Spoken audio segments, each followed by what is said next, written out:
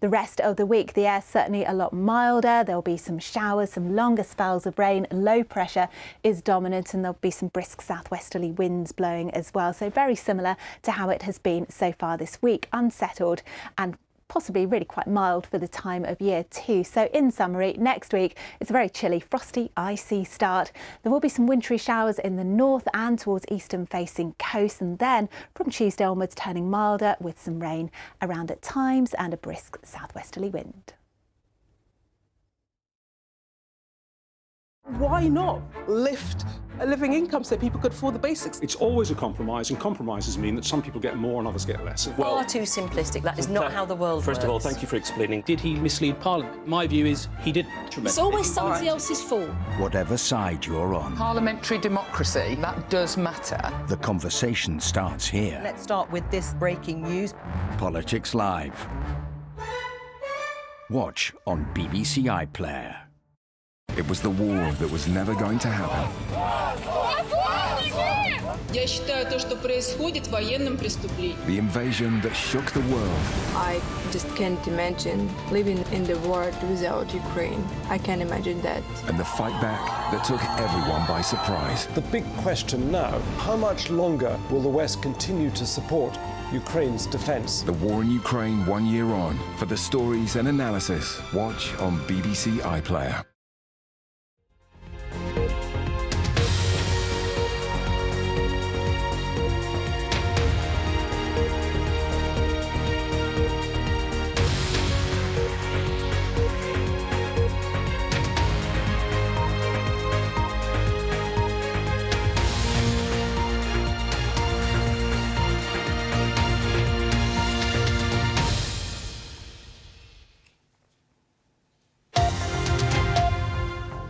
Hello, I'm Lewis Vaughan-Jones. You're watching The Context on BBC News. It's a TikTok performance that's grabbing attention. The CEO of the video sharing site responds to some tough questions from American lawmakers. Shou Chew did his best to reassure, but can he slow the growing calls for the popular app to be banned?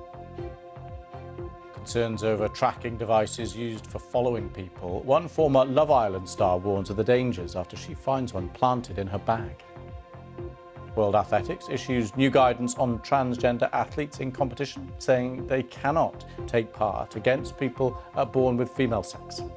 Tonight, with The Context, Jack Blanchard, the UK editor for Politico, and Ron Christie, former advisor to George W. Bush.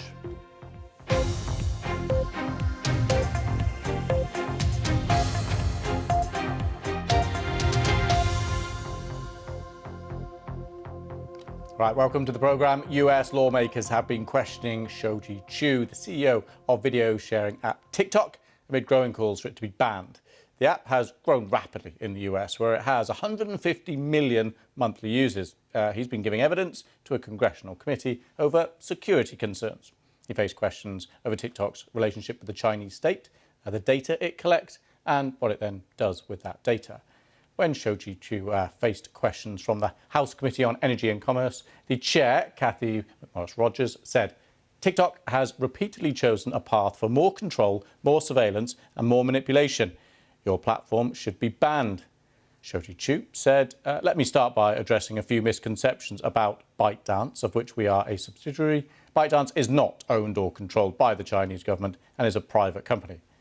Later on in the hearing, Chair Cathy McMorris-Rodgers said, from the data it collects to the content it controls, TikTok is a grave threat of foreign influence in American life. Well, let's have a listen to some of what TikTok CEO Shou Chew had to say during that hearing. US TikTok data is stored by default